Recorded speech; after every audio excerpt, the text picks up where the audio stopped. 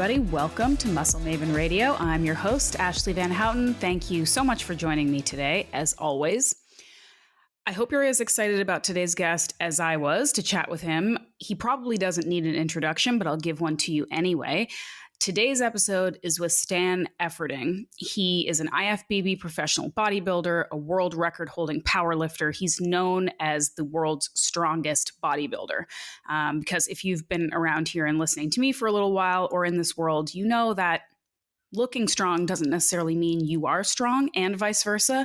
But he just happens to look crazy strong and also be that. He is one of only 10 men in the world to ever total over 2,300 pounds raw in powerlifting competition. So this guy is also very well respected as far as sports and nutrition training. He has worked with some of the most elite athletes from all over the world in a range of different sports. And he also coined, you guys have probably heard of it, the vertical diet. It's sort of his approach to nutrition. And he just came out with a book that dives into it a little deeper called The Vertical Diet.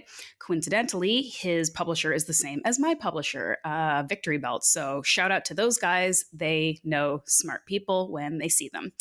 But anyway, so I haven't had a chance to actually sit down and pick Stan's brain before, so this was pretty exciting. It's a longer episode because I wanted to ask him a bunch of stuff. And in this episode, we talk about everything from his daily routine to his upbringing and childhood and his family and how some of that stuff has impacted the way he lives his life today. We talk about his diet and his new book, some of his kind of key nutrition tips around things like fiber and protein, which people still have a lot of questions about, right? Because it's in some ways a lot more complex than we want it to be. And he also talks about, and I really love this, practical tips for the rest of us, normal people, that can be gained from both the worlds of powerlifting and bodybuilding. I like to lump myself into the same category as Stan because I also competed in powerlifting and bodybuilding. So yeah, we're basically the same person. I have a little bit more hair on my head. He has a little bit more muscle, but basically the same. And I always like to talk about how there is so much that can be gained from these sports and these professions and these athletes without having to be a professional bodybuilder, without having to eat exactly like that. There are some sort of overarching lessons or concepts that we can take maybe into our own lives to be just a little bit better or just improve some of the things that we want to work on. So he also talks about his experience dealing with depression and anxiety, and he talks about working with elite athletes, including some controversial ones who you will hear about in this podcast. So all that and a lot more. It's a big one. I hope you enjoy it. If you do, please, please, please rate and review this podcast. Please share it on social media. Share it with people who you think would benefit from this episode. That's literally the only way this thing can continue to exist, is if you kind of just respond, just interact with it, right? Just tell me you like it and share it with others.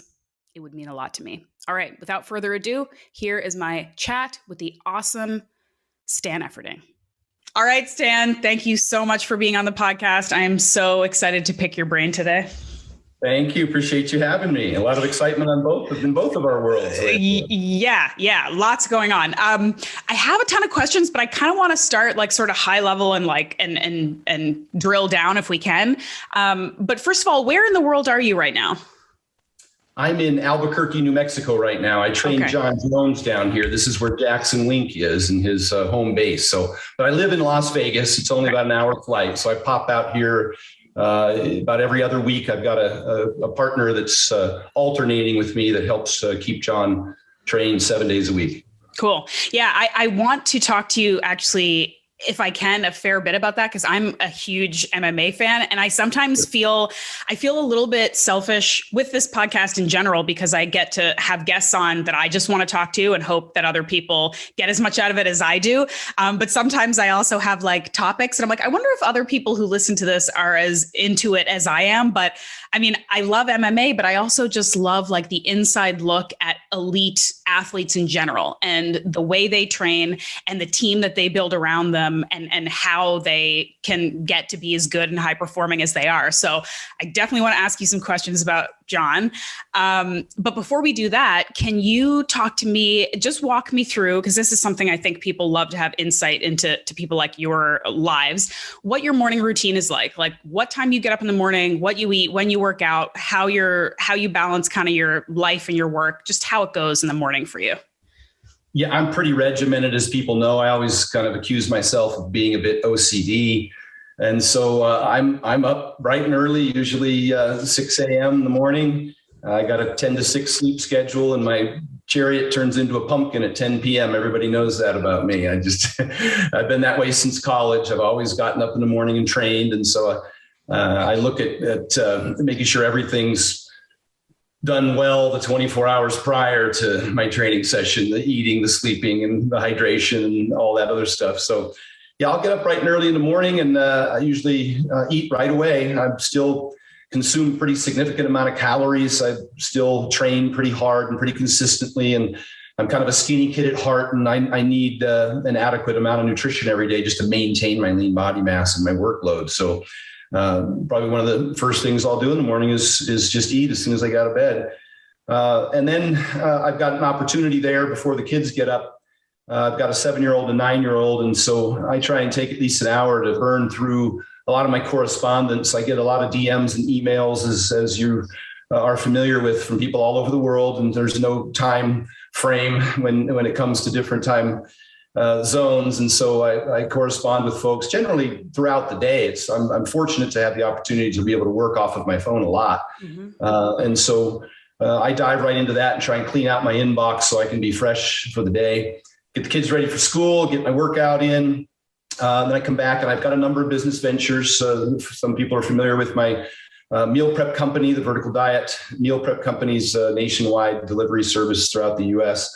And my business partner and I, Dr. Damon McCune, he's the co-author of my book.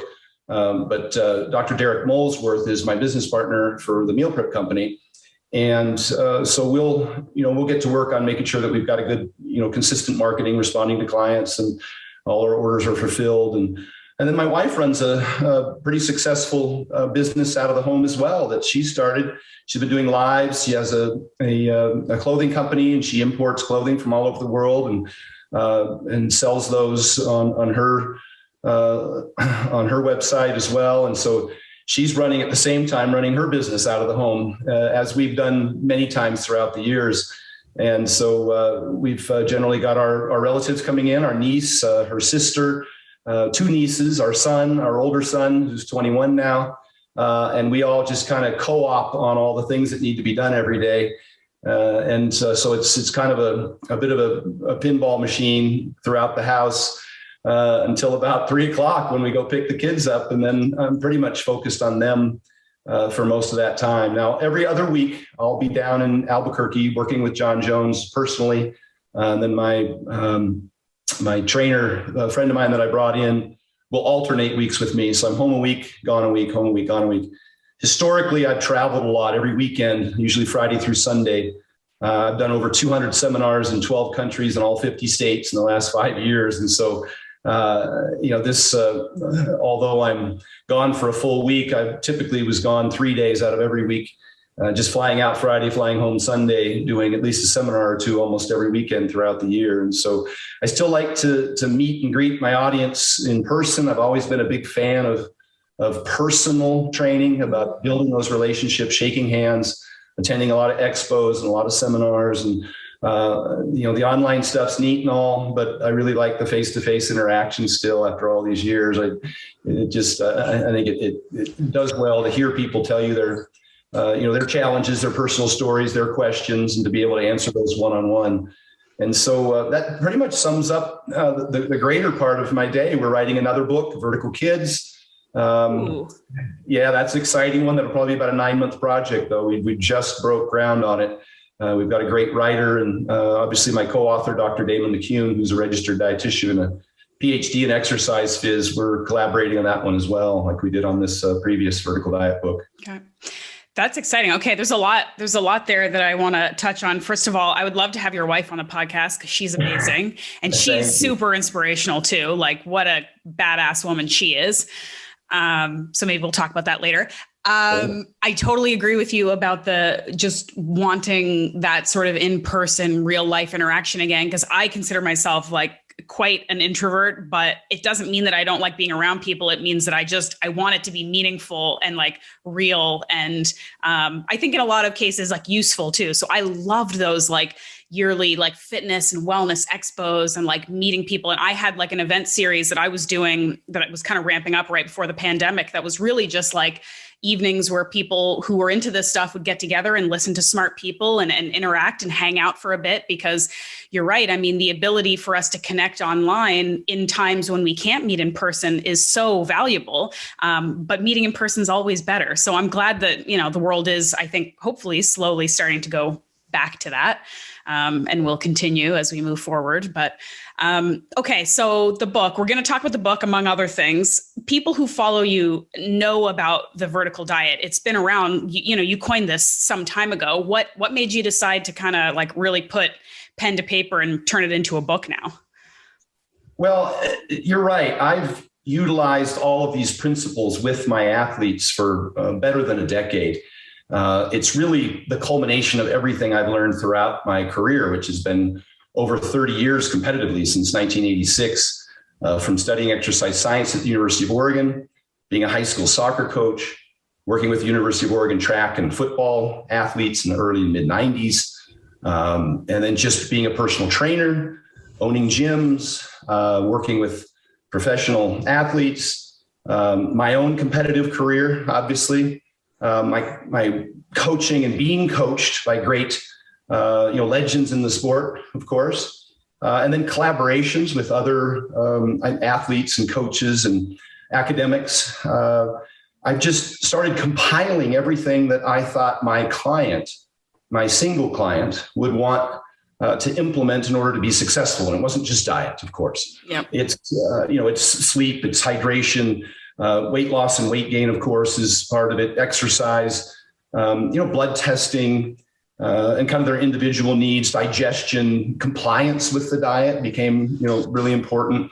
And so I started compiling all of this really just on my iPhone in my notepad as a way to copy and paste, because I get some of the similar questions. A lot of the questions I get are pretty similar. And so I had taken some time to really do a deep dive, connect a lot of literature, brief videos, articles, peer-reviewed published research. And so they could get a full understanding of what I wanted them to do without me having to rewrite it.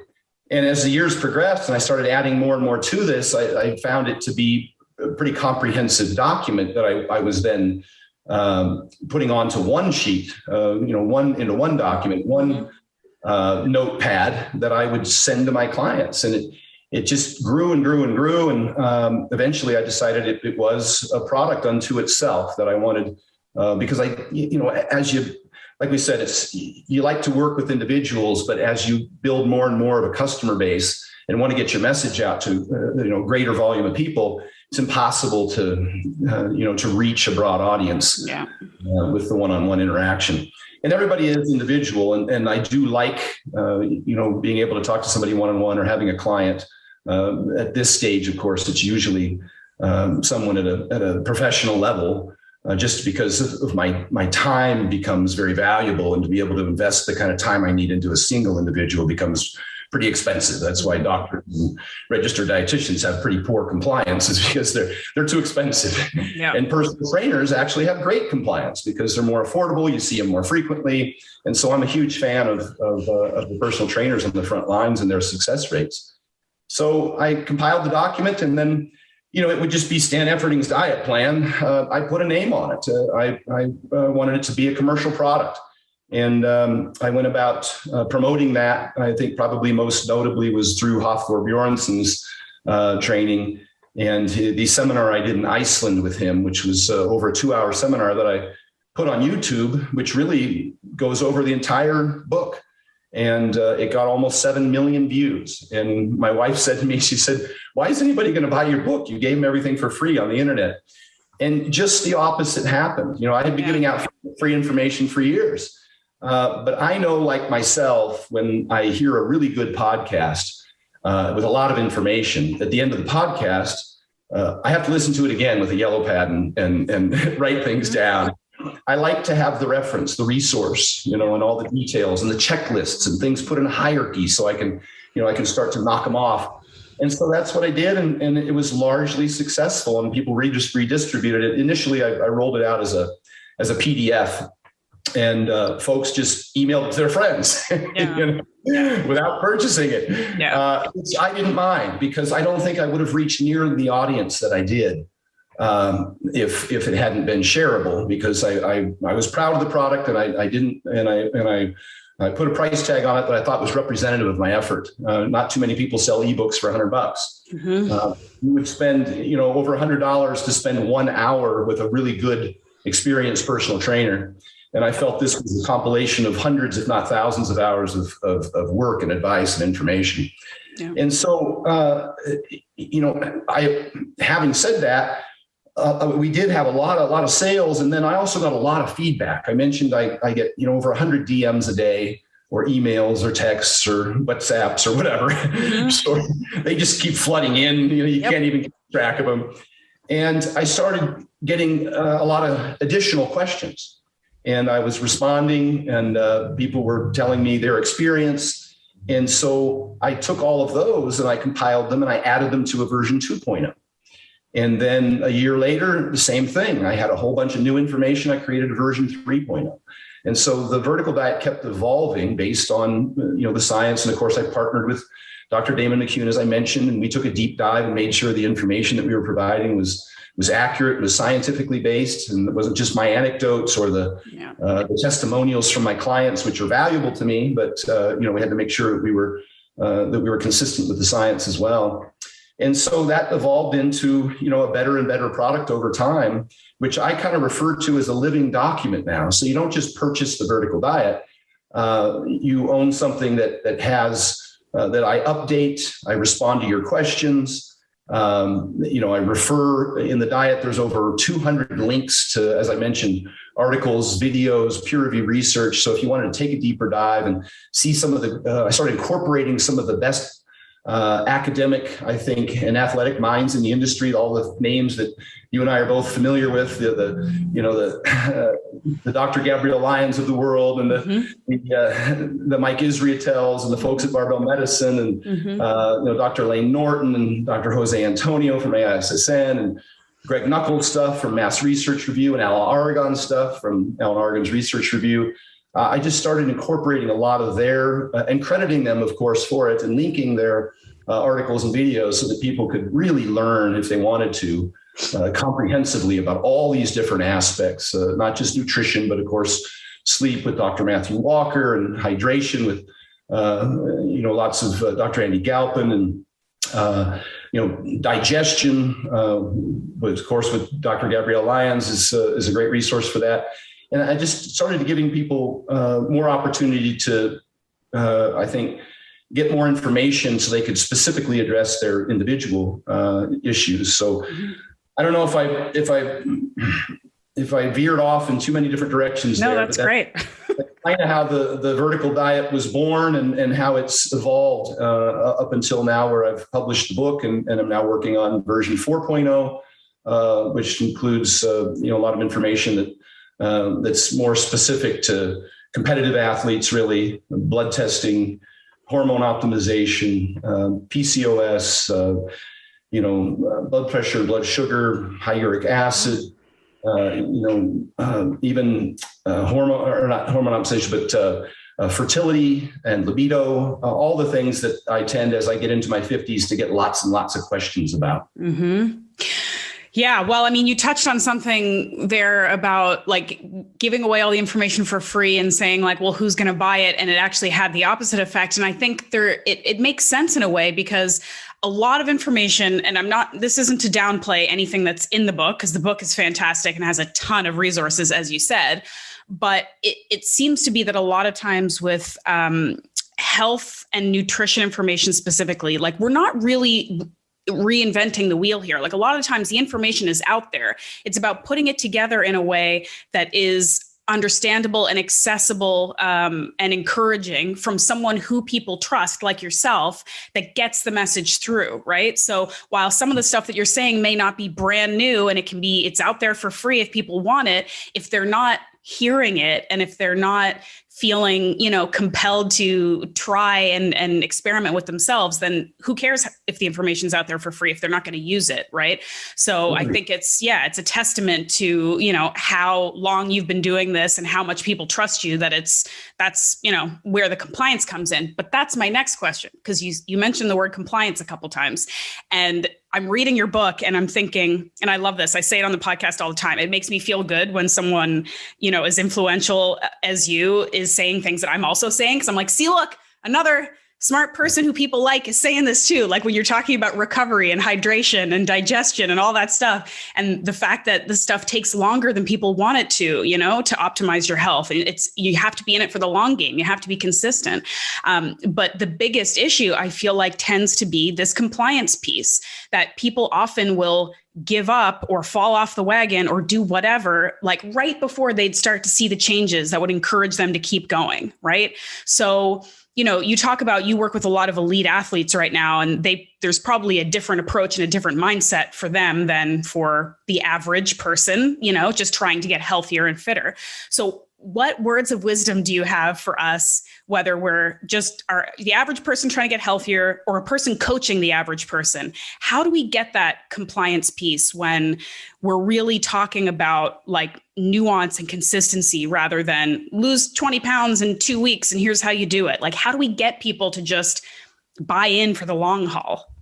Yeah. I started out my career as an athlete and training athletes, but as this thing evolved, the vast majority of my clients now are dad bods and soccer moms. Certainly as I've aged and people in their 40s and 50s see the success that I've been fortunate to have. And working with athletes, of course, we wear that as a badge of honor and we brag about them, but they're the easiest people to train because they're already driven. They're disciplined. They're consistent. They're motivated. Their incentive is very high too, right? Like if you're, you've got millions of dollars on the line, or you've got, the average person, losing 5 pounds may not be enough of an incentive. They have access to more resources. They have the time and the resources. You're right. And the harder group to work with, of course, is going to be like you say, your average, your dad bod and soccer mom. But I believe they all have an athlete inside. These are people who historically have probably done something at an athletic level, maybe in high school, and have just kind of fallen away from it as led on the way, and life and kids and all those other things, and sleep deprivation and work and highly palatable foods. It happens. And, one of the things that I like to tell people is that all diets work when they're strictly adhered to. We see that 6 out of 7 people that go on a diet lose weight.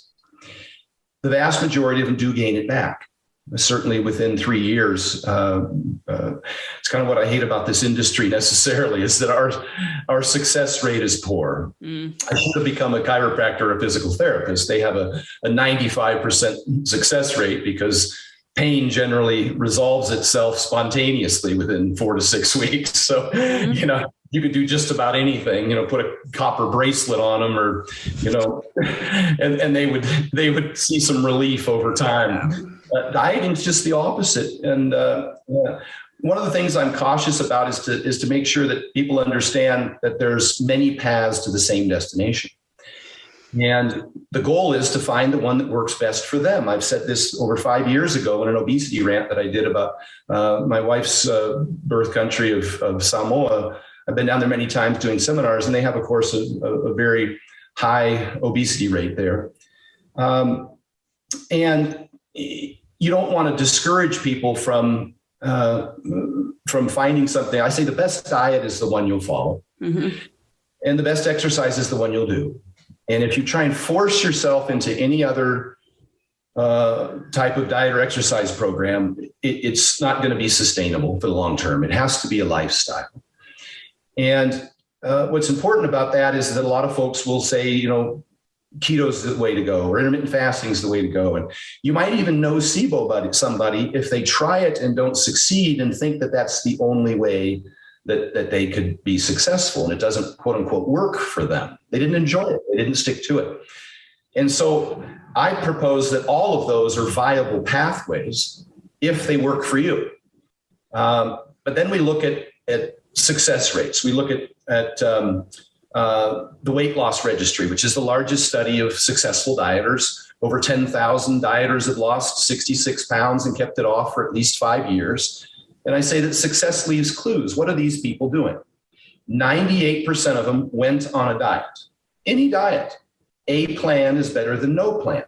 And so I propose a plan in the vertical diet, but I say it's not magic. It's not the only path. This is one I found that works for me, works for a lot of my clients. And here's the reasons why.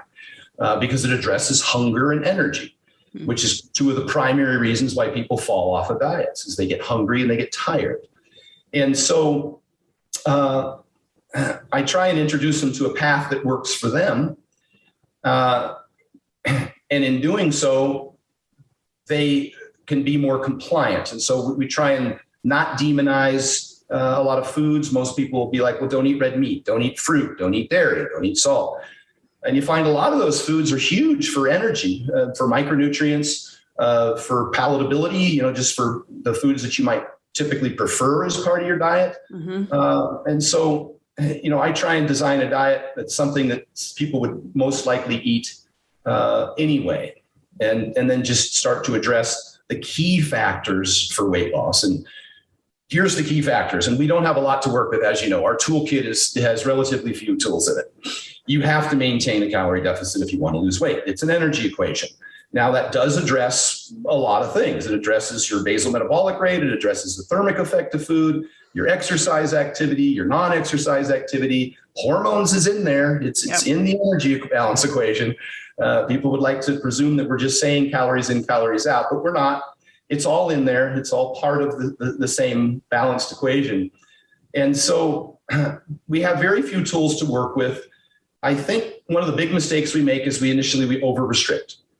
Yeah. We get them to make a significant change that's not consistent with what they prefer. And so our tools are as follows. One, probably the biggest one in terms of satiety and thermic effect of food is protein leveraging. Just eat more lean proteins. It's probably the biggest tool that we have. And it also just happens to be the best in terms of providing us the micronutrients that we need.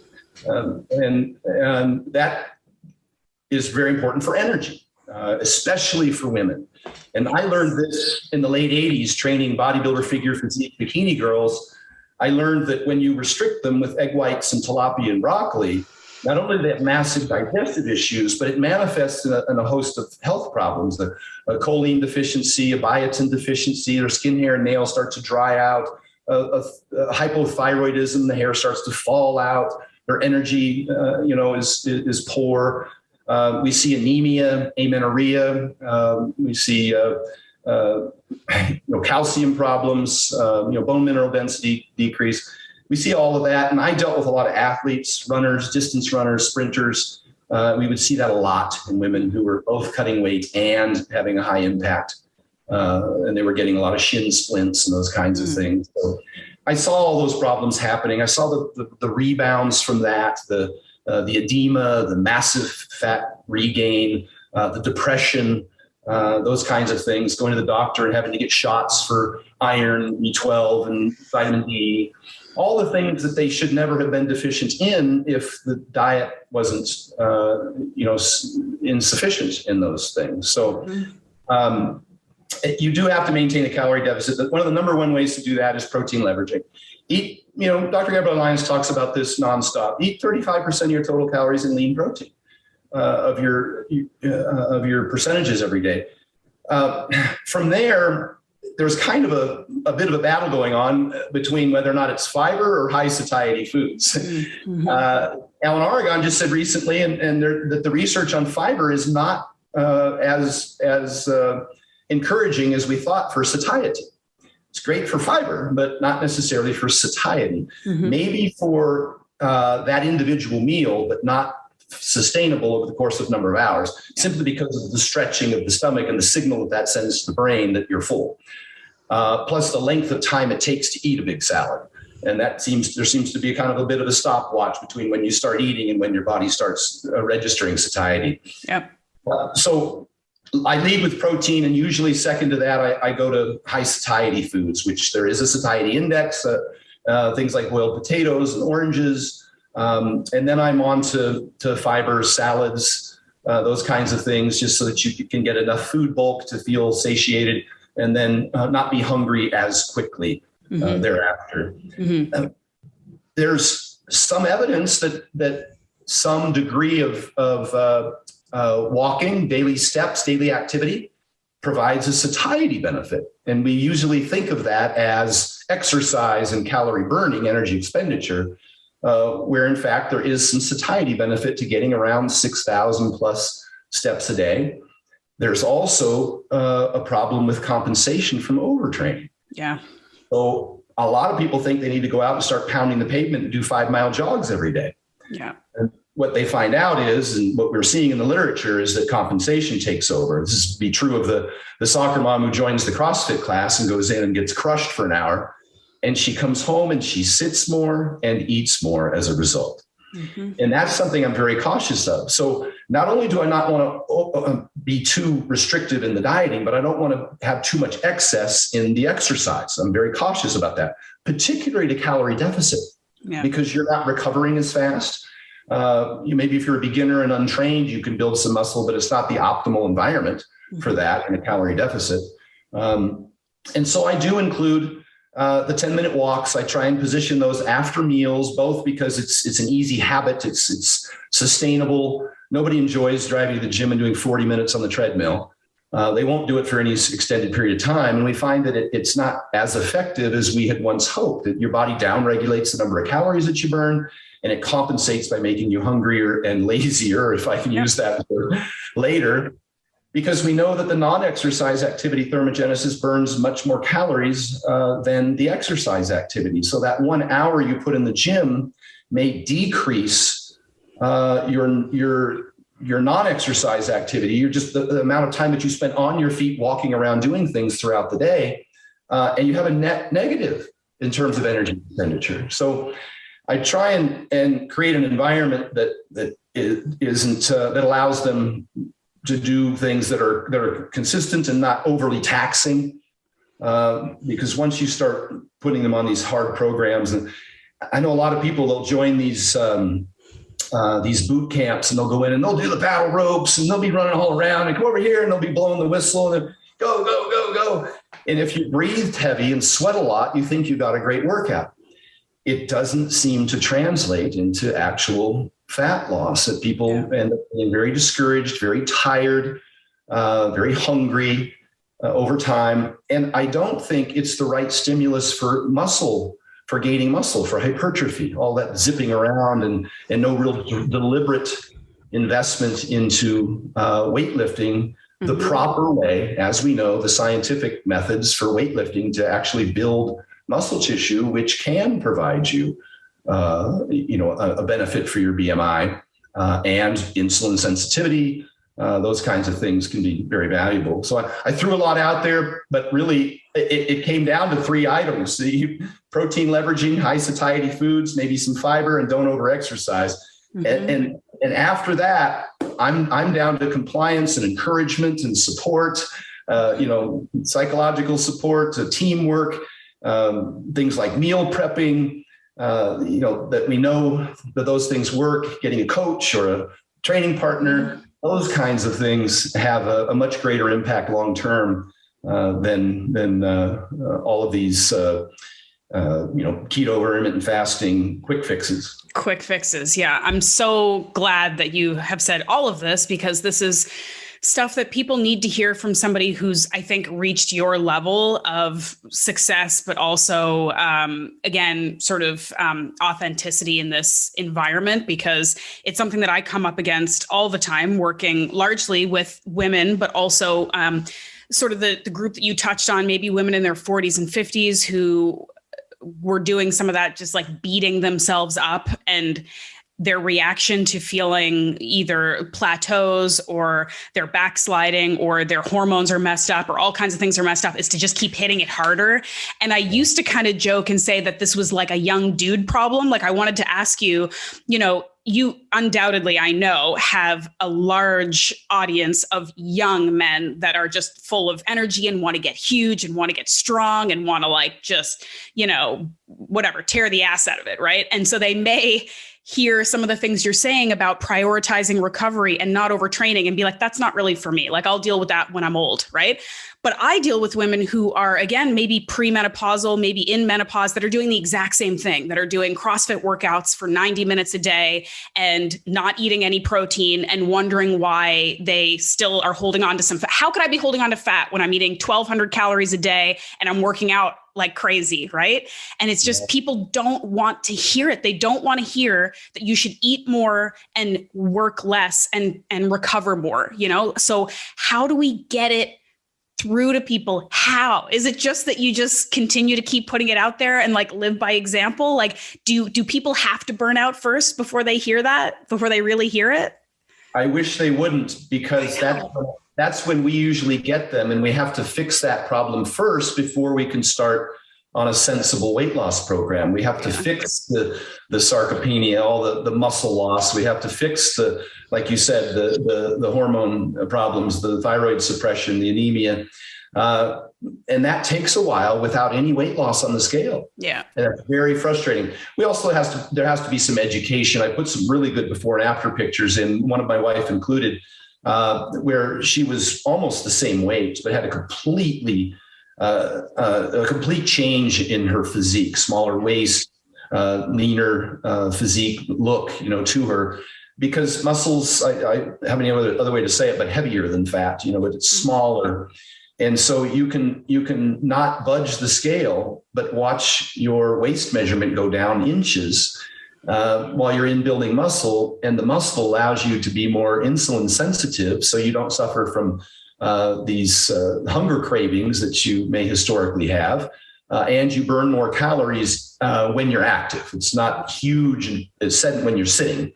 Having more muscle only burns, I think it's 6 calories an hour more than less muscle when you're sedentary. But when you get up and move, you burn significantly more calories utilizing that muscle. So that's one of the big things. And the insulin sensitivity is important, as you know, mainly for the driving for hunger. When somebody experiences a hypoglycemic event, they'll polish off anything in front of them. And I've experienced that as an athlete and even as a kid, because I was a skinny kid who ate crappy sugar food because I worked at 7-Eleven and my diet, consisted of soda pops and Slurpees. Candy bars. Yeah. Yes. Slurpees was my go-to. I would get hypoglycemia and I didn't even realize it. I would just get dizzy and I didn't know what was going on and my body would feel numb. And while I was playing basketball with my friends and I had no idea, and I would be voraciously hungry and I would go eat more sugar. So I get it. And I should say this because people see me and they're like, oh, this just fit guy who's just been muscular all his life. I was 98 pounds as a freshman and sophomore in high school. I wrestled as 98 pounds. 106 as a junior, 115 as a senior. I was only 135 pounds as a freshman in college. I suffered from delayed onset puberty because I underate and underslept, or I ate mostly sugar and underslept. I worked until almost midnight every night and came home and watched Welcome Back, Kotter at 1:00 in the morning and got 5 or 6 hours of sleep. And then I was off to eating crap all day long. I was again, working at 7-Eleven. I have gained and lost throughout my career, and I'm a hard gainer, well over 1,000 pounds because I power lifted. So I bulk up to 285, 290. And that, of course, took me many, many years from when I initially started. And then I would diet down to 4% body fat to compete as a professional bodybuilder on stage. I've experienced all of these feelings at an extreme level. An unhealthy level. I've often said that if you want to be healthy, don't compete. That there's a difference between health and fitness. Fitness being the ability to perform a particular duty or task, and the fitness level required to be a world's strongest man, or even a 14-year-old gymnast at the Olympics, or a 10-year-old badminton player in China. isn't healthy. Those people blow out, knee ligaments and tendons and have surgeries. And of course, all the problems with the heavy athletes that they get from metabolic syndrome and high blood pressure and blood sugars and fatty liver disease, et cetera. And then the dieters, as we mentioned earlier, suffering from, brain fog and low hormones and the female triad. Mm-hmm. I've been there many, many, many times because I competed. I did it to myself throughout my career. And so I feel as though I'm very empathetic with what it feels like to lay down at night and just dream about food. I've been there many times. And to have those physiological hanger pains from hypoglycemia where, one donut isn't going to satisfy it. You're going to pound down the entire box. I've been there. I've done it many times. I competed for 30 years. I know what it's like to be 7, 6, 5% body fat and just walk around hungry all day long. And also to be over fat, because I got up to over 300 pounds many times throughout my career. I did blood tests on a monthly basis for over 14 years. Later in my career, I've had hundreds of blood tests done. And I watched these things happen, but from the time I was dieting to the time I was bulking, and I saw, all of the things that happened, the fatty liver, the elevated liver enzymes, the blood sugar resistance, the HA1C elevation. I've seen all of it, the blood pressure fluctuations. And so I'm very, very empathetic. And I think that the recommendations I make aren't arrogant or insensitive, because I've been there. And so I'm cautious when I make recommendations that they are sustainable. They appreciate people's individual circumstances, and not just hunger because they're hungry, but hunger because they're bored, hunger because they're stressed, hunger because there was some traumatic events in their lives. I've been through all of that. I've talked about my Stress for Success video on YouTube, on my Rhinos rants, where I've lived through anxiety, depression at times, a lot of stress that I realize leads to these behaviors that aren't easily managed. I always say dieting is simple, but it's not easy. Nope. Yeah. So I've got lots of questions for you. Okay. So I know a lot of people listening, you are absolutely speaking their language and speaking to them, and myself included, because I also have a background in competitive bodybuilding, and I did some figure competing for a while, and powerlifting, obviously not nearly to the level that you did, but I feel like you have an interesting perspective, having been so successful on both sides and seeing sort of behind the scenes, the dysfunctional aspects of both of those sports, as well as some of the sort of incredible things about those sports. Because I like to talk about how, people do, especially bodybuilding, because of the aesthetic aspect of this sport, right? That it's sort of inherently unhealthy, dysfunctional, attracting people with dysfunctional attitudes towards their bodies and food. And you could make that argument, absolutely. But you could also make the argument, like you said, that pretty much any competitive sport and elite athlete, you take their blood work, they're not going to be the healthiest people around. They may look great and be performing great. Doesn't necessarily mean they're fit or healthy. But you're known for being really strong and also a bodybuilder. So if we can switch, I guess this could be about nutrition too, but also training. I just would love to hear what you think. Again, the average person. So the average person who wants to work out and be fit and be strong and chase goals, but has a full-time job and kids and isn't competing. What can they take from either of those sports? And from watching someone like you, what can we take? What are some overarching training advice or nutrition advice that we can take from those sports that can help us when we go to the gym and we're trying to, get stronger, improve our bench press, be fit, look good? What are some of the good things we can take from those sports? Yeah, I'm going to circle back and mention one thing, like you said, about working with competitors. It used to be isolated to that industry, bodybuilding, figure, physique, right. Bikini, all of these problems, all of these over-restricted diets, et cetera.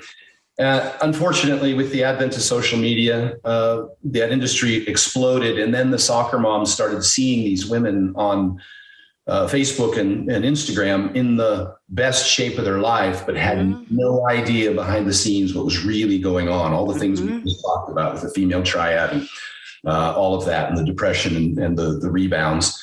Also, they tend to compare themselves to people on the internet, which is like 0.1% of the physiques out there. Mm-hmm.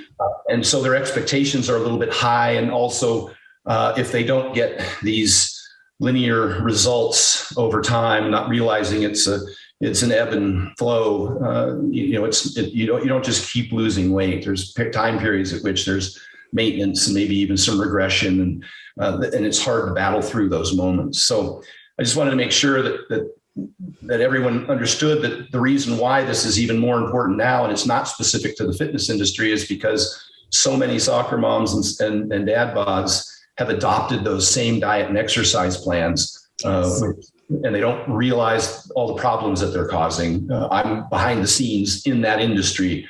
I get it. So to move on, I did a rant called Stress for Success, where I talked about on 2 different occasions when I was running a business, for a startup business for someone else, and when I started my own business, that I was working 16, 18 hours a day, and I was not taking care of my health. I was broke. I was eating dollar meals at McDonald's for breakfast and lunch, and I was not exercising. I didn't even have a gym membership for nearly a year at one of these points, which sounds, obviously strange for someone like me who's trained his whole life. But I devoted everything. I put everything into the development of these businesses, and it had a very dramatic effect on my health. I lost a lot of weight, lost a lot of muscle, lost a lot of energy. My sleep was suffering. Suffered from depression during those times, just overworked. And I happened into a Barnes and Noble one afternoon, and I came across, I wanted to read a book about stress because I was getting my ass kicked. And I found a book called Stress for Success by Jim Lohr. And the entire book was about maintaining these foundational behaviors, sleeping a little better, exercising regularly, and eating a little better. And it's exactly how I had conducted myself up until the point that, I experienced this depression. And so I just committed to getting 7+ hours of sleep. That was number one. I call it paying yourself first. You're not going to be of benefit to you or to anybody else in this world if you're not healthy. It talked about the fact that stress was like a weight. This is why it talked to me so well. If you bench 200 pounds, and you put 300 on the bar and ask for a lift off, it's going to crush you.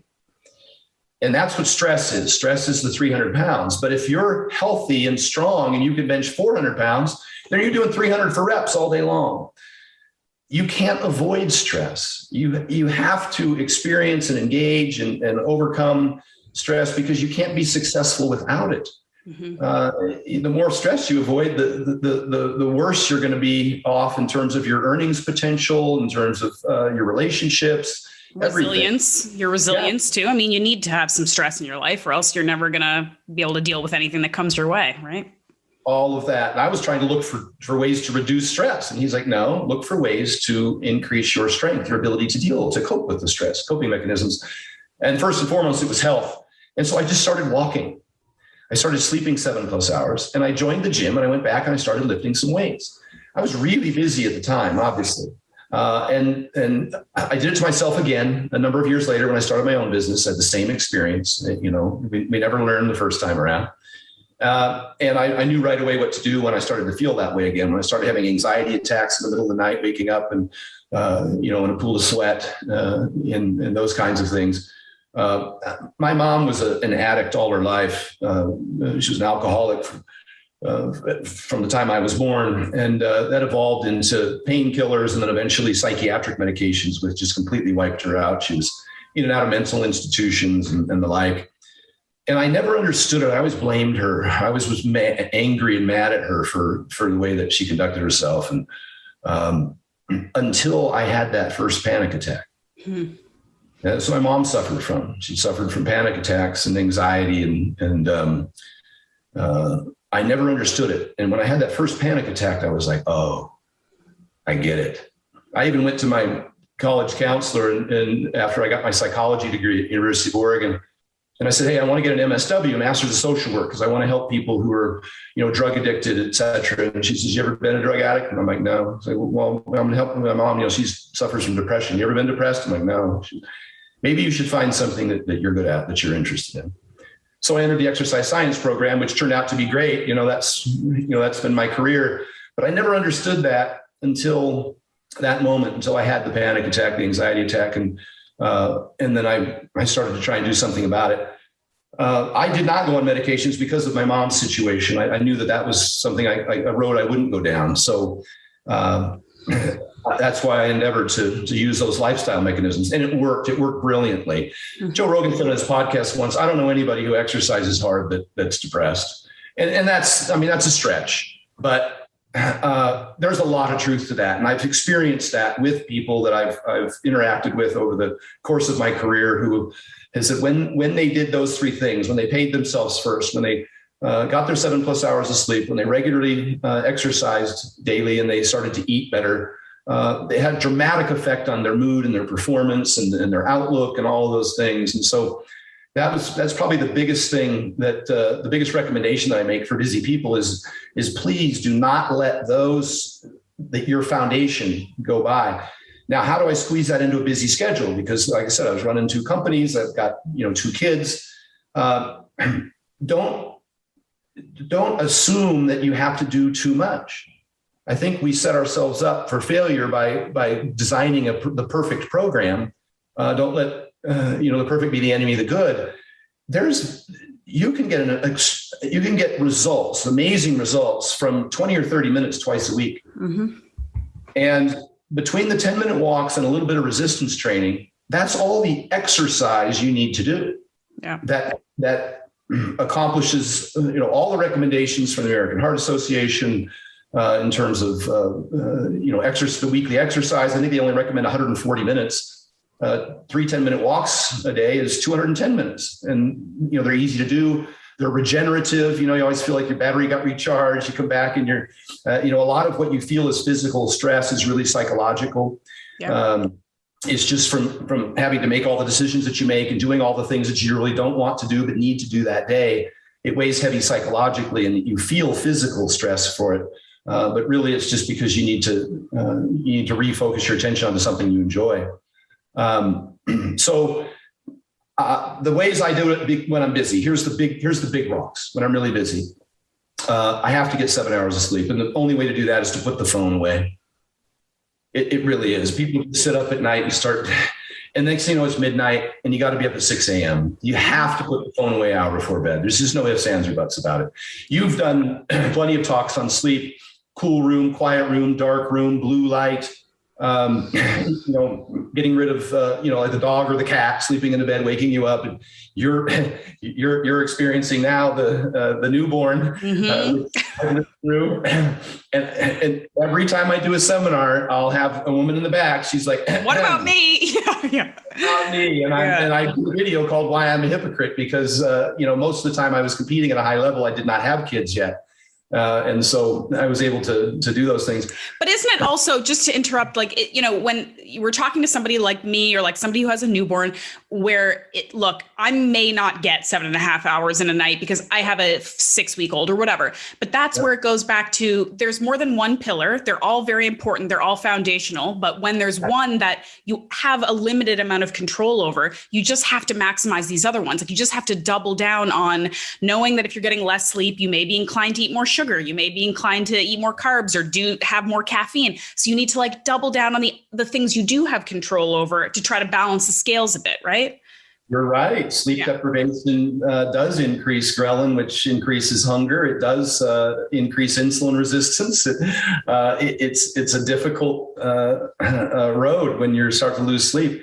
You're more satiated when you sleep longer, and you have better insulin sensitivity, more energy when you sleep longer. So it's a challenge. I would say to couples, a lot of times, and I did this as well. If my wife was up, I was up. Yeah. So I didn't want her to have to burden that by herself. And so eventually we just started talking about, well, let's alternate.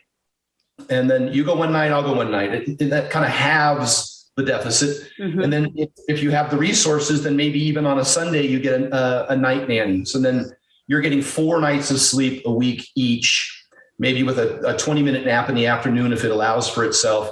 That's a pretty sustainable program to do. So, and again, not for everybody. Yeah. The hope is that you would just try and optimize that as much as you can. I get this from a lot of nurses and doctors as well, who who tell me that they work those 24-hour shifts, and it's so hard to manage, even night shifts, because as you know, the circadian rhythms and will have a huge effect on hunger. So I'm not over here preaching. I'm just saying that these are the pillars. And like you said, you do everything you can to optimize them within your control and that of your lifestyle and your employment.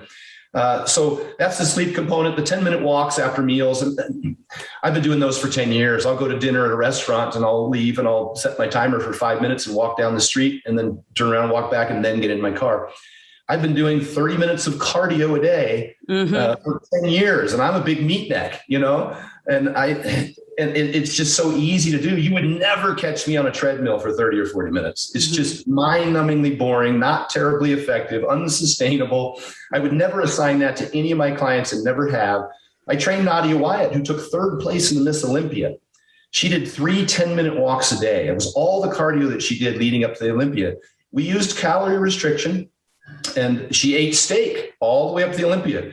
She went from a New York to a top sirloin, which is just a little lower in fat, to a sirloin tip or a top round, and then to a grass-fed. All we did was reduce the fat content, but she maintained the steak consumption all the way up. She ate egg yolks. She just started supplementing a little more egg white as we progressed to keep the fats down. And I'm not saying fats are bad.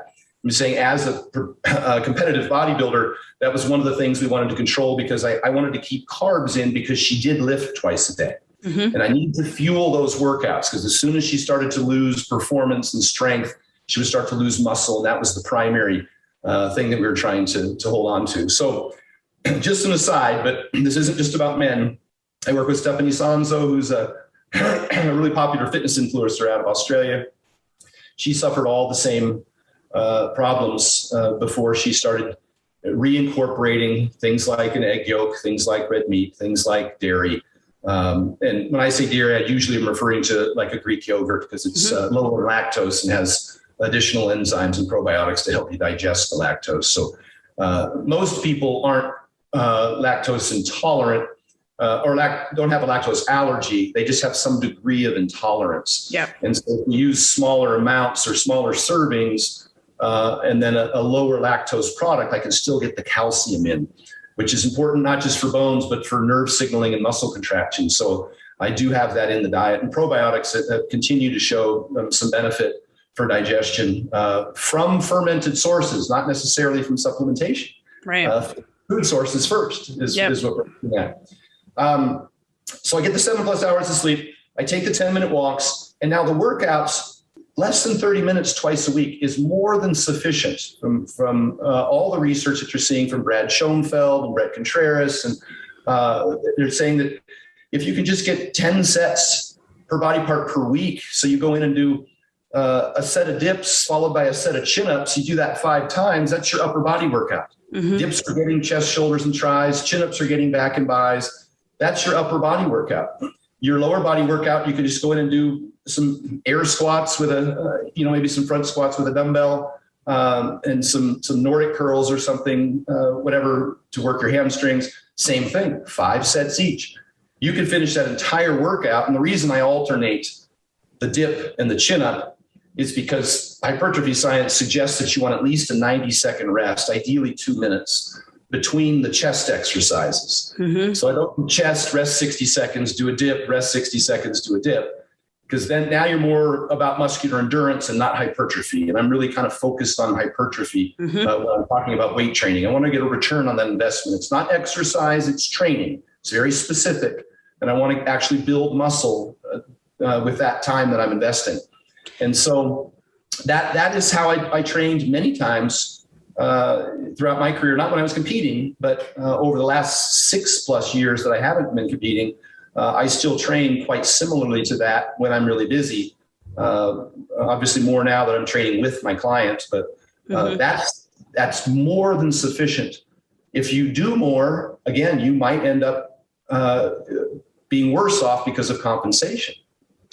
I think people might have a hard time hearing that, especially people who do find gym like their therapy and they want to be there for an hour every day.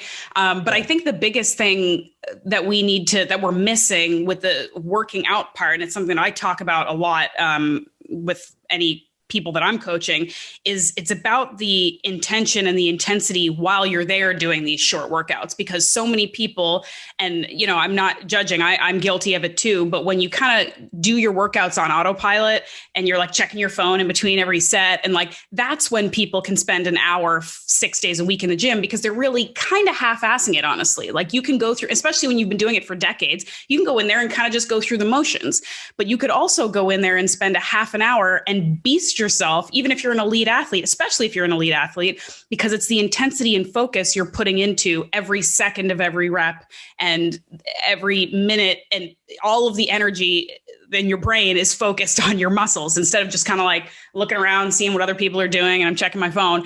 You know what I mean? So I think that that's a part that's really hard for people to get their heads around. But if you actually put the work in while you're there, you don't have to work as much. It's a smarter 100%. Versus harder thing, right? Yeah. And let's put that in a little bit of a hierarchy. Number one on the list is what you first mentioned. The best exercise is the one you'll do. I would never discourage somebody from going to a yoga class or whatever their preference was, because that is exercise. And if it's something they enjoy, they're more likely to do it consistently. And that's fantastic. Mm-hmm. I enjoy lifting weights. I can't presume that everybody does. I do think there needs to be some resistance component, especially for women. We talked earlier about the fact that muscle is a sink for glucose, and that you really want to train those muscles to be in control of your insulin sensitivity. But it's also really important because as we age, we suffer from muscle loss, sarcopenia, and also bone mineral density loss. You can't maintain bone mineral density just by taking calcium. It doesn't work that way. There has to be some stimulus, just like with the muscles. Your bones are the same. There has to be some stimulus that notifies them to continue to maintain their density. And that would be ideally some sort of axial loading for women as they age in particular, because they tend to get some of the rounded back and loss of bone density in their spine. And so axial loading would be anything like even just picking up a couple of heavy dumbbells or something and just standing there.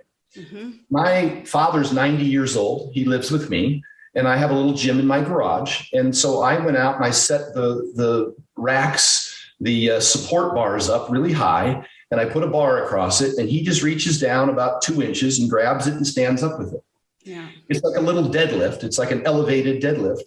And I just have him just hold that there for 15 seconds and then set it down, or do a number of repetitions. That's fine. That creates enough compression. Axial loading. You could do it with squatting. You could do it with deadlifting. It creates just enough compression on his spine that it stimulates, an ongoing bone mineral maintenance or bone maintenance. Mm-hmm. And so he's been doing that for some time. I have a little Reebok step in his room, and he'll just go over and grab the railing, and he'll step up on a little short Reebok step for his legs. I got him one of those recliner chairs that you can adjust up. Yep. And he adjusts it all the way up, and then he'll stand up and sit down and stand up and sit down. So he does little unweighted squats, like body weight squats, but from an elevated position because he's 90. But there are ways to progress any exercise to get, for any age individual at any health level.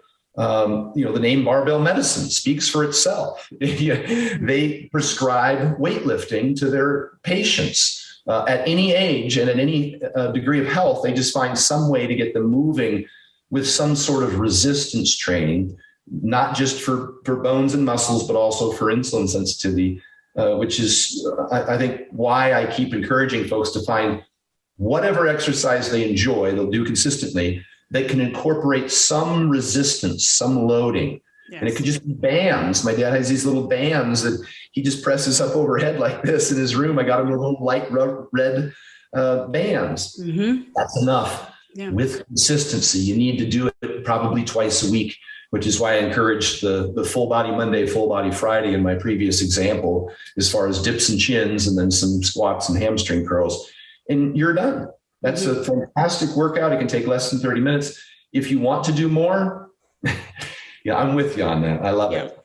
And I think, one of the things we learn as we get older and wiser too, is that the weight really, of course, powerlifting and being strong and lifting a bunch of weight is awesome and it's great and it's impressive. But the amount of weight you're lifting matters less than your ability to contract your muscle and find that tension and that mind muscle connection. So you can get, I could get a better workout with a band than somebody next to me, just throwing weights around like a dummy, right? Because if you're not using your muscles properly, you're not going to get the same impact.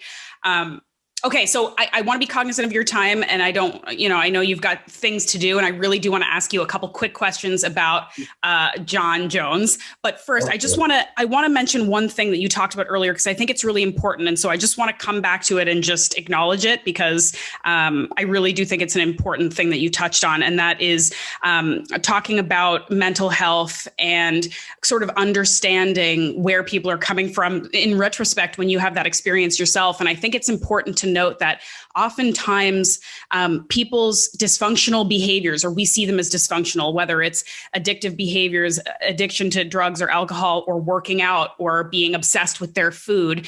If you don't understand it, you can be really judgmental and not really understand why people are behaving the way they're behaving.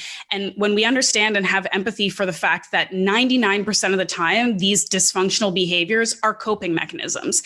They're people trying to figure out how they can cope with their life. And when you think about it that way, you can have a lot more empathy and also understanding, and in some cases, compassion and respect for the person who's just trying to figure out a way to get through it, right? And oftentimes people who are working out all day long and beating themselves up or being obsessive with the way they eat, that can sometimes be a coping mechanism for something else. And I think that if you're a coach, having understanding and empathy for that is really important. But even more so, the people who are listening to this, if you are resonating with that, having compassion for yourself and having some patience for yourself, that, instead of just beating yourself up and saying, well, why can't I just listen to what other people are telling me? Or why can't I just work out properly? Or why can't I just eat a cookie sometimes and not lose my mind? Just understanding that there's a lot of layers and a lot of complexity and a lot of psychology to this. And so having some of that compassion and empathy for yourself will help you maybe get to a point where you can approach this stuff in a more relaxed way, in a way that's more sustainable and better for your health. So anyway, I just wanted to go back and touch on that again, because I think it's really important what you said. A lot of people online, and we're seeing other people's perfect highlight reels of their life, and we don't have a lot of compassion and nuance for how this stuff works. So anyway. And I want to say at the conclusion of that, let's normalize therapy. Mm-hmm. Seek a professional help that can help you talk through these things. I could easily say to you, hey, it helps to have a goal, and it does, and then a path to get there, and to have some sort of tracking. Tracking is very successful for some people, but just airing that out with somebody who's there to listen to you, you should normalize that. Pick up the phone, call somebody, go have an appointment, sit down, just talk through it. They might help get you focused on what you want, and then creating a pathway for you to get there that you can monitor. And that really helps, I think, ground people, but they might need that therapist to guide them through that. Yeah. It's not woo-woo to say that where your mind goes, your body follows. It makes a ton of sense. So why we wouldn't prioritize, getting our head right. I think that, makes a lot of sense. It's just hard, right? It's a lot easier to say, let's just go to the gym and work out our stress there, which also is helpful, but sometimes we need more than that, Yeah. And I mentioned meal prepping was huge for compliance. Tracking was huge for compliance. Number 3 on the list is a coach, and a coach can be a therapist. In terms of studies that we've done to see what behaviors result in the best outcomes. Meal prep, tracking, coach. And those are the top 3. At the bottom of the list was your doctor and your registered dietitian. And my co-author is a registered dietitian. It's not an indictment. It's just to say that those can be expensive, and they probably don't have the frequency needed to keep you on track. And that's pretty important to have that consistency and frequency. Yeah. Yeah. No, I love that. I think that's really important. Okay. So just quickly, before I let you go on with the rest of your day, let's talk about the work you're doing with John Jones. And also when you are working with, because you worked with Thor before, some intense, and he's actually fighting a friend of mine, by the way, the boxing match that's coming up this weekend. You know about this? I can't, it's going to be such an epic, ridiculous circus, I think, that entire night. But anyway, it's going to be very entertaining. When you work with like someone like John Jones, do you like really kind of embed yourself into their life? Like you're there, you're with him every day. Like, how does that even work? You're not just telling him, here, go eat this, you know, there's a lot more to it. Yeah, it depends on what the athlete's needs are. You know, like when I worked with Hofthor, obviously I flew up to Iceland, or he would come down to Las Vegas to see me. When I worked with Lane Johnson from the Philadelphia Eagles, I would fly out to his place and just kind of get him set up, at least initially. But he has a full-time coach that could kind of help him with maintenance and communicate with me. I worked with Brian Shaw, of course. I worked with Robert Oberst and Nick Best. Interesting story. My dad was watching that History Channel with the Strongmen show that they were doing. And he's like, hey, Stan, come in here. And I come in and he's like, do you know any of these guys? And I'm like, well, that one, and that one are clients of mine. And he looks at me and he's like shaking his head, you know. Crazy.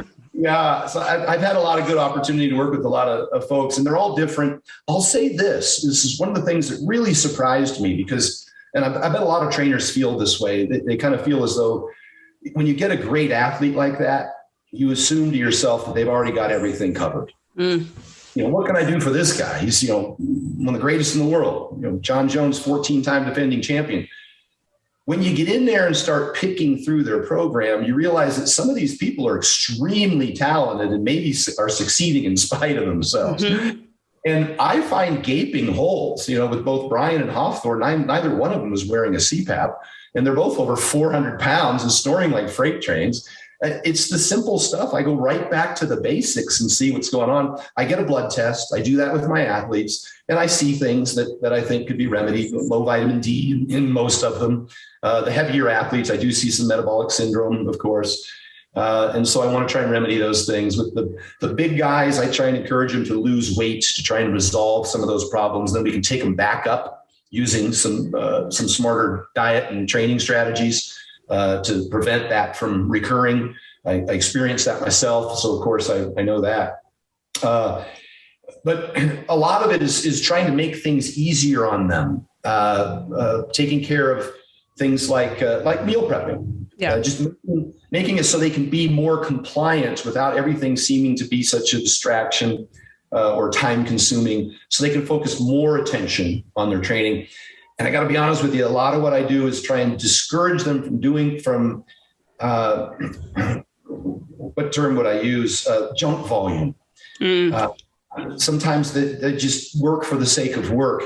A little bit of everything and a whole lot of nothing. Everything that I want to make sure everything's measurable and progressible with an athlete. And Stan, can I just interrupt you for 1 second? I'm so sorry, but my laptop's going to die, and I really don't want it to die while you're in the middle of a conversation. Can you give me can we talk for like another 10 minutes or so? Yeah. Okay. I'm just going to grab my outlet because I'm sorry about that. Hold on 1 second. Sure.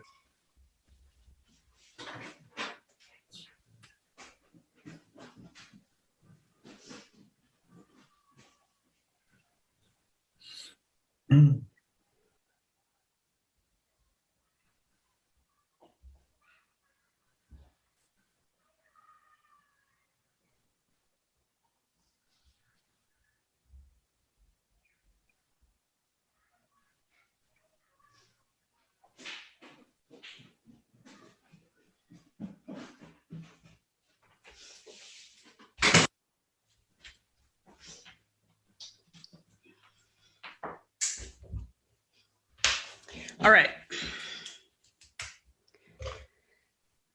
Thank God for post-production editing. Okay. Yes, indeed. All right. You were talking about junk training. Yeah, junk volume. I want to make sure that, and another thing I need to do with the athletes, especially somebody like John, who has so many different demands. He needs speed training. He needs strength training. Obviously, he needs martial arts training. He's got 10 different workouts a week. You know, we'll do some lower body stuff. We'll do some upper body stuff. He'll do some wrestling. He'll do some kickboxing. We'll do some speed training, some endurance training. I have to manage fatigue. That's the big thing. And so I have to design the program such that I can get more of the benefits with less of the drawbacks, less delayed onset muscle soreness, and less systemic fatigue. Some specific examples of that might be just not loading his spine as much or as heavy, doing more concentric work. And by not loading the spine, I mean, I would use a belt squat instead of a squat, or I would do mostly concentric work. I would have him do the concentric portion of a squat out of chains and then just kind of crash it down. So he's not doing the eccentric loading. It just takes away a lot of the muscle damage and the additional fatigue that might impair his wrestling practice or his kickboxing practice. So I'm cautious about that, and I have to be very careful about injury prevention. And whether or not he's investing his time into things that actually prevent or help him recover from workouts. There's a lot of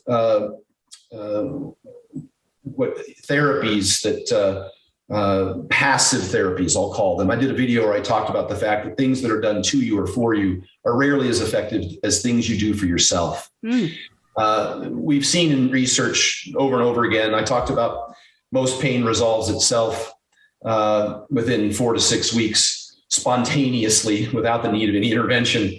A lot of people think they need to go get massage therapy or physical therapy or massages or things like that to recover from workouts. And that's fine. It has more of a placebo effect, to be honest with you, than anything else. But at the sacrifice of movement, I'm not going to recommend that. Now, if they want to do that in addition to movement, and so I'll do really low impact things like dragging a sled, taking walks. We'll do things like maybe hip swings and just things that just general movements, even just marching on a belt squat, just to get blood, a lot of blood in the area. So I do that a lot. We think the more you do, the more you can do. And so we keep him moving. And then if he wants to do some sort of therapy on top of that, that's optional, but it's not preferential. So for Jones, correct me if I'm wrong, but he's trying to go up to like heavyweight. He was trying to get bigger and fight at a heavier weight class, right?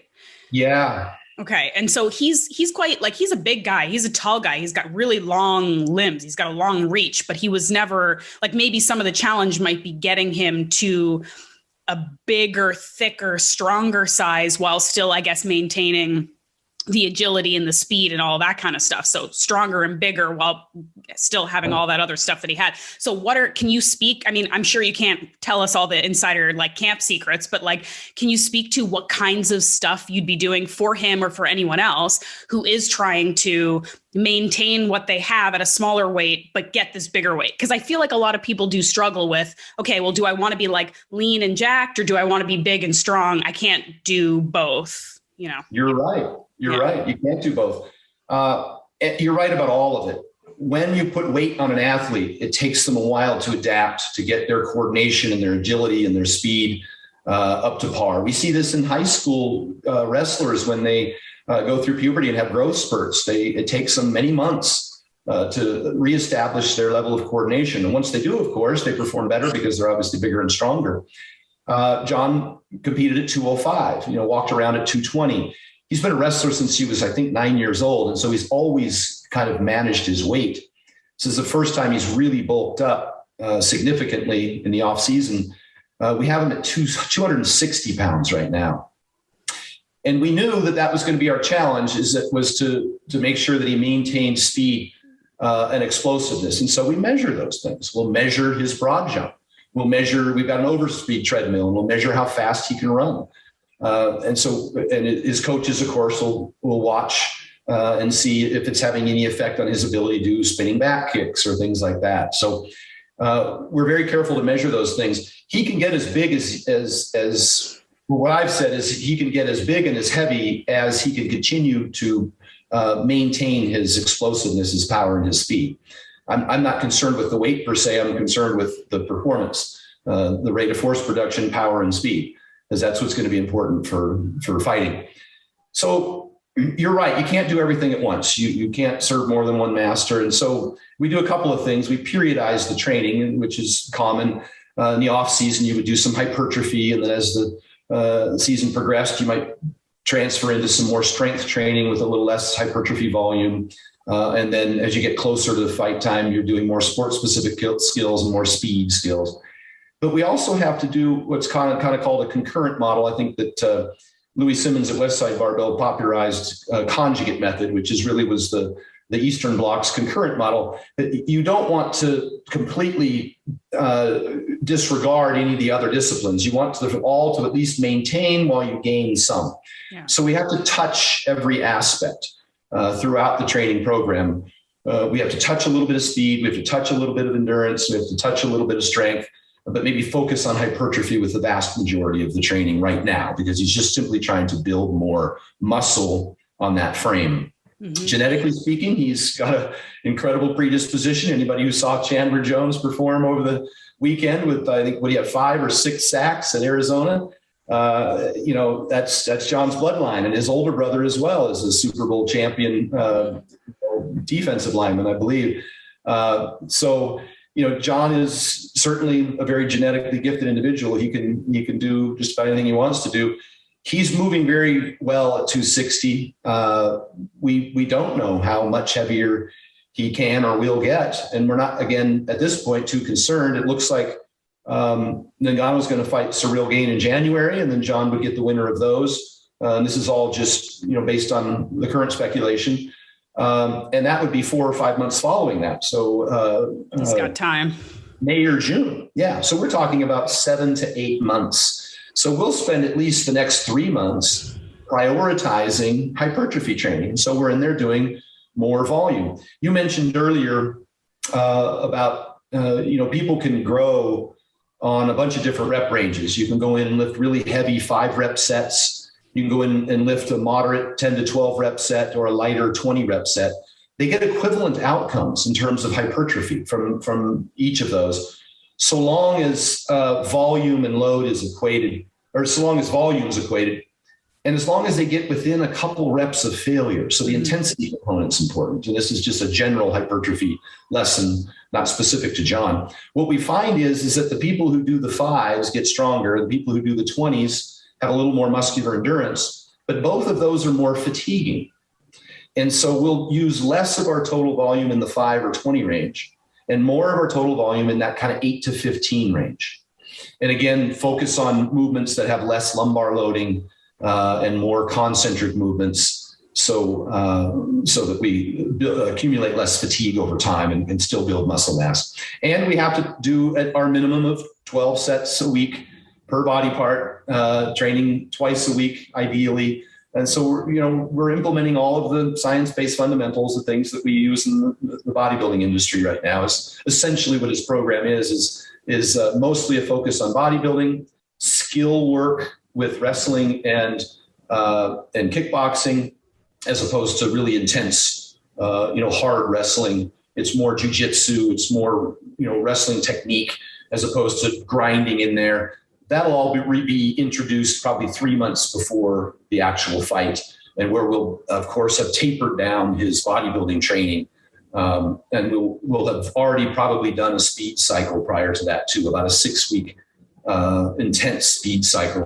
We're using that overspeed treadmill. It has a lot of benefits systemically in terms of creating speed and just your ability to, your nerve signaling to be able to be more explosive, which is going to be great for fighting, of course. I saw some videos of that. It's funny, talking about the bodybuilding stuff, and having been in both the bodybuilding world and the powerlifting world, and even CrossFit. I did CrossFit before I did either of those other two things, and how the groups like to sort of poke fun at each other and make fun of bodybuilders versus powerlifters and stuff. When of course there's so much more similarity than there is difference. And there's so much that can be gained from bodybuilders. People think on the surface, it's like, you're just doing beach body workouts. You're just doing bis and tris, bis for curls for the girls, whatever. You just want to look good. But there's so much that you can gain from intelligent bodybuilding programming that is going to help your sport, your other endeavors, if you do it intelligently. And I mean, obviously, this is the case for MMA too. Do you find it interesting or unique working with MMA athletes because they really are, I think, sort of different from other athletes in that they have to be masters of a handful of sports. I mean, I'm not saying that one's better or worse than the other, but I mean, if you're training a boxer, they have to be good at boxing. If you're training a sprinter, they have to be good at sprinting. But mixed martial artists, like they need to be good at a ton of different things and have that intelligence or that endurance as well as the power and the agility and all of those things. Is that like a really unique experience for you, or is it not as different as we think? Well, I've worked historically with CrossFitters. I worked with Camille LeBlanc and Dave Lipson. I worked with Ben Smith and Becca Voigt. They're all CrossFit national champions. They have a similar demand. They have lots of different things that they have to be good at. I think the foundation is the same. Speed, strength, endurance, and fatigue management becomes important for their ability to do all of those things.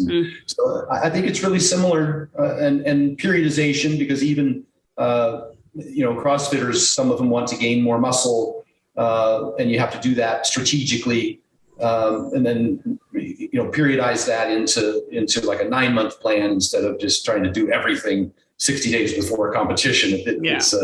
You can't do everything at once. Yep. I mean, I would love to see a Jones versus Ngannou fight. Like, talk about a physical specimen. That guy is insane. I mean, both, and Cyril too. Like, they're all just like these massive, huge beasts that are like so athletic. I mean, it'll be incredible however it goes. But at this point, so you said you're kind of going back and forth, right? Like, you're going to Albuquerque to train with him, like on and off. What's the schedule like? Okay. So I'll be down here a week and then I'll go home and my partner will come in. Matt Whittemer from Beat Training out of Cincinnati he was a strength and conditioning coach for the Cleveland Browns and for Pittsburgh. He worked under the great Buddy Morris, who is the current strength and conditioning coach for Arizona. He's Chandler Jones' strength and conditioning coach. So I find that to be pretty interesting that Matt Whittemer's mentor trains Chandler and Matt now trains John.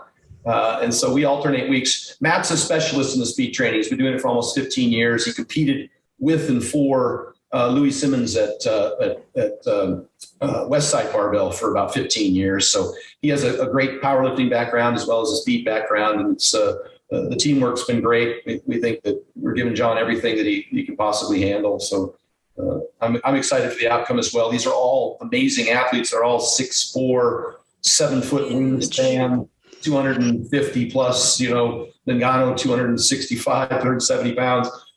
It's exciting. They all have, Cyril has more of a skill set like John, whereas Ngannou, of course, he's just a very explosive, very strong, powerful knockout guy. So it'll be interesting whatever happens. I'm biased. I like my man. I think that he's going to surprise some people. I've said this before. I told John when I came down here, I'm like, John, if you win, you always win. And if you lose, it's my fault. There you go. Yeah. I mean, I don't know if he'd be as much of an underdog as people would think. I mean, he was one of in contention for, Hall of Fame best MMA fighter of all time. He's 34. He's about the same age as those other two guys. So it's not like, he's past his prime or anything. No. He's performing exceedingly well. And I'm encouraged by the fact, as I mentioned, that there's still so much more left in him. I saw all of these gaps in his nutrition program and his training program. He had a great strength coach and he had a great conditioning coach. And he's obviously with Jackson Link. He's got the great martial arts coaches as well. But I saw little things that historically, particularly with the weight cut, that may have fatigued him to the point where he didn't come to the ring with the capacity to employ his game plan as well as he may have liked. Probably not quite as strong or quite as fast as he could be. Now, of course, not having to weight cut, that's a huge benefit, so long as we can maintain his speed and strength and power.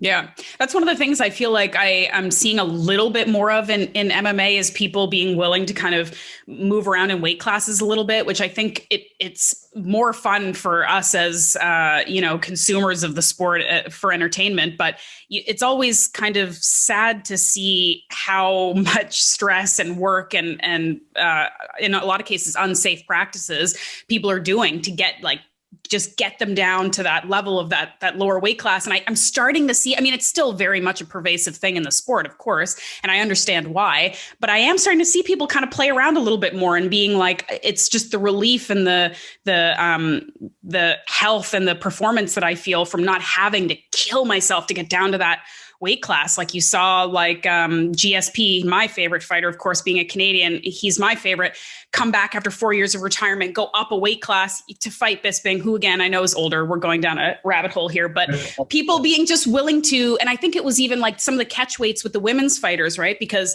the women's sport being relatively newer, there aren't as many weight classes. And so a lot of these women who, you know, had to really, really fight to get down to a weight class just to be able to fight, now finding these sort of like middle ground and catch weights that allow them to fight at closer to their natural weight. It's fun to see because you don't like seeing people have to almost die to get to a weight class where they're going to fight, right? I agree. Yeah, I always hated that, particularly for teenagers. The weight cut, I felt, kind of inhibited their growth. And that was always challenging for me. And I would say the same thing about track athletes and female track athletes in particular in high school, distance runners. I think it's got some poor health problems as a result. Yeah, that's a whole other rabbit hole we could go down. And again, like I said, I could keep you here talking all day if I had my way. And Andy Galpin, who you mentioned before, I did a podcast with him and he speaks at length about, because he works with fighters all the time, getting them to their fighting weight, but the hydration aspect. And that's the good thing about, you know, technology and all the intelligent people like you we have working with athletes now, is we're able to kind of find better systems so that people can really thrive instead of just like barely make it to their weight class and then hope for the best in the ring. You know, people are really kind of killing it now, which is very exciting to see. But I agree. And I've done weight cuts for probably every world record holder in every weight class in powerlifting for the last 10 years. And I hate doing it. Right up front, I tell them, look, I'd rather you didn't cut the weight. Yeah. Matter of fact, this is a story I've told many times before. Larry Wheels, who's the all-time world record holder in 242 and 275, he wanted to do a weight cut to get down to 242. And he reached out to me and I said, why are you still trying to be the world's tallest midget? Why don't you come up to a real man's weight class and chase a real world record? So he went up to 275 and beat my world. a little bit of tough love there. Sometimes we'll get people. Yeah. Shut my mouth is what I should have done. But it's always challenging, those weight cuts. And they don't always go well. Some people don't rehydrate well enough and end up weaker. So I always like when people try and go up a weight class because I just see the best that they have. Mm-hmm. Well, Stan, thank you so much for your time. Like I said, I could keep you forever, but maybe I'll just have to have you on again and we can kind of talk more specifically about any one of these topics that we covered. But thank you for writing this book and putting it out and putting out, you know, evidence-based research, experience-based information that is just nuanced, right? Because there's enough, like you said, there's enough out there on social media that's just like, follow my PDF and you'll lose 50 pounds in a week. And no, people don't really care. And so to have somebody like you, who you can tell cares about people, like you said, you answer people's DMs, you've done this for decades. Like you care about people getting what they want and being healthy and happy in the process. So thank you for doing what you do. It means a lot. Yeah, thank you. And good luck with your new book coming out. Yeah. Carnivore-ish. I actually just announced it the other day. It's, like you said, I'm going to use a clip from this podcast where you said women need to eat more protein and we need to get that animal protein in, because it's amazing to me that at this point in history, that's a controversial thing to say, is that women need to eat more red meat. It blows my mind, but I've seen what it can do. And I've seen what it can do when people don't do it. Right. So I think it's important that that women eat steaks and lift weights. So that's what I'm talking about. That's my I'm glad mission. You are. Thanks for having me. The opportunity. Keep fighting the good fight. Thanks, Stan. I appreciate it. Take care. Okay, that's it for today. Thank you so much for listening. If you have any comments, suggestions, thoughts, feelings, whatever you want to share with me, please do that. Reach out to me on Instagram @TheMuscleMaven. You can send me an email through my website, ashleighvanhouten.com, and you can get access to all of the cool stuff that I'm doing on my website as well. Thank you again to our show sponsor, Paleo Valley. They make my favorite snacks because I'm a snacker and I'm unapologetic about it. They make 100% grass-fed fermented beef sticks. They make these superfood bars that are based in cashew butter and some nuts, but they've also got a bunch of like superfoods that I would never eat otherwise. Let's be real, greens, powders, and stuff like that you don't taste. They have a pumpkin spice one in case you're into that, but they also have a bunch of other tasty flavors. So check them out. Go to paleovalley.com and use the code MMR, as in Muscle Maven Radio, to save 15% on anything you buy. Thank you so much for listening, and I'll see you here next week.